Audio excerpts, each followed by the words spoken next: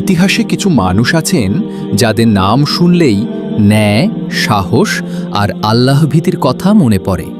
তিনি এমন একজন মানুষ যার ভয়ে শয়তান রাস্তা বদলাত, যার ইনসাফে কেঁপে উঠত জালেম, আর যার নেতৃত্বে শক্তিশালী হয়েছিল ইসলাম।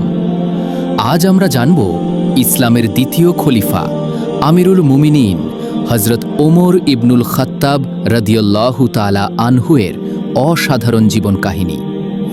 এই ভিডিওটি শেষ পর্যন্ত শুনুন, কারণ প্রতিটি মুহূর্ত আপনার হৃদয়কে নাড়া দেবে।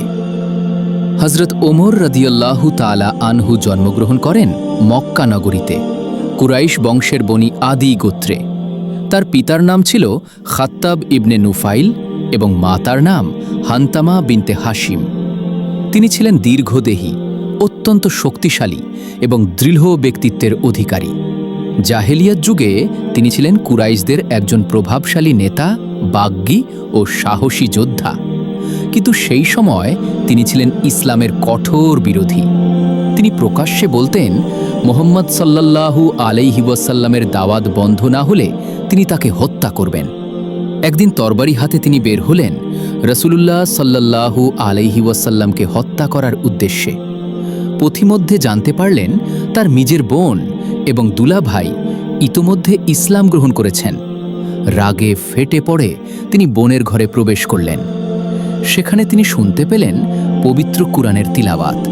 তিনি পড়লেন, তাহা, আমি কুরআন নাজিল করেছি তোমাকে কষ্ট দেওয়ার জন্য নয়। এই কয়েকটি আয়াতেই বদলে দিল ইতিহাস।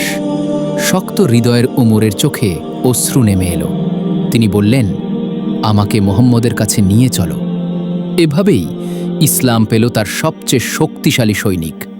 ইসলাম গ্রহণের পর হজরত ওমর রাদিয়াল্লাহু তাআলা আনহু হয়ে উঠলেন ইসলামের পাহাড়। তার ইসলাম গ্রহণের পর মুসলমানরা প্রকাশ্যে কাবা শরীফে নামাজ পড়তে শুরু করল। রাসূলুল্লাহ সাল্লাল্লাহু আলাইহি ওয়াসাল্লাম দোয়া করেছিলেন, হে আল্লাহ, ওমরের মাধ্যমে ইসলামকে শক্তিশালী করো। আল্লাহ সেই দোয়া কবুল করেছিলেন।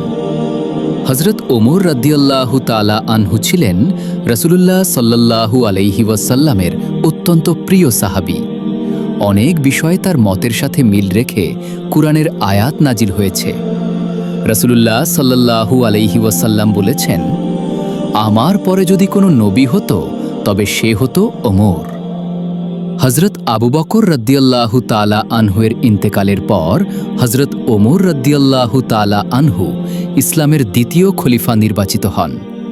খিলাফতের প্রথম দিনেই তিনি বলেছিলেন, আমি যদি সঠিক থাকি আমাকে সাহায্য করবে, আর যদি ভুল করি আমাকে ঠিক করে দেবে। তার শাসনামল ছিল ইতিহাসের সবচেয়ে ন্যায়পরায়ণ শাসন ব্যবস্থা। তিনি রাতের অন্ধকারে ছদ্মবেশে মানুষের ঘরে ঘরে ঘুরে তাদের দুঃখ কষ্ট দেখতেন। একদিন তিনি দেখলেন একজন মা ক্ষুধার্ত শিশুদের মিথ্যা সান্ত্বনা দিচ্ছেন।